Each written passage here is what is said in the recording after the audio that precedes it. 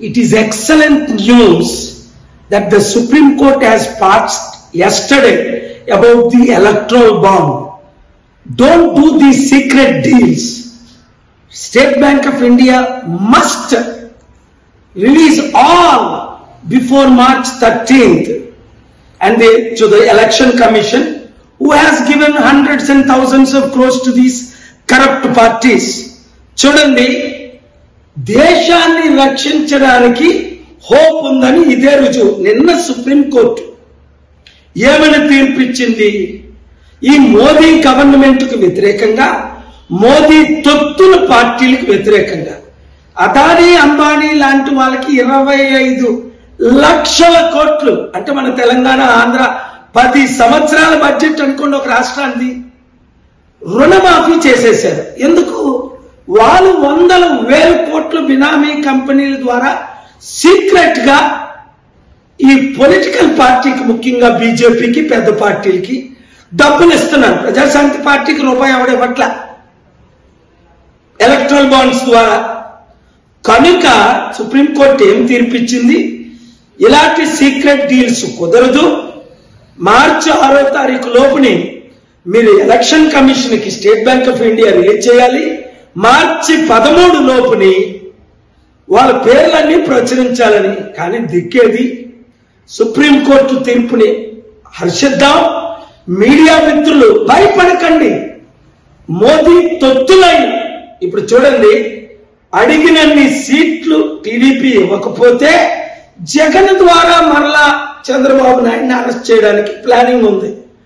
ఈ మోదీని, మోదీ తొత్తుల్ని ఓడిద్దాం, కలిసి పనిచేద్దాం.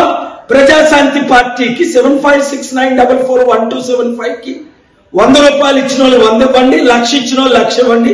ఓపెన్ గా సపోర్ట్ చేయండి. నన్ను విశాఖపట్నం ఎంపీగా గెలిపించండి. Thank you.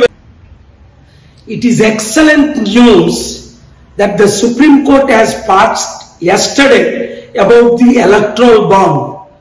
Don't do these secret deals.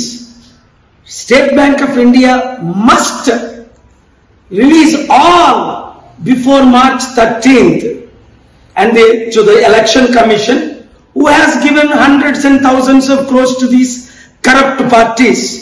చూడండి, దేశాన్ని రక్షించడానికి హోప్ ఉందని ఇదే రుజువు. నిన్న సుప్రీంకోర్టు ఏమని తీర్పిచ్చింది?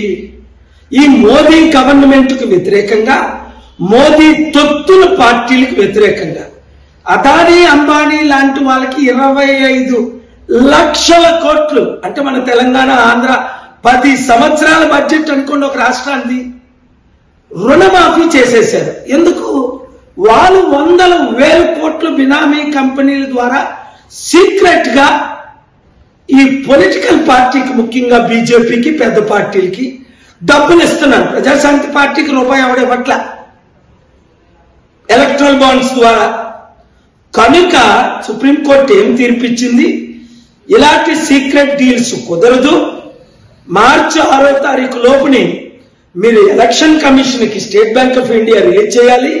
మార్చి 13 లోపుని వాళ్ళ పేర్లన్నీ ప్రచురించాలని. కానీ దిక్కేది సుప్రీంకోర్టు తీర్పుని హర్షిద్దాం.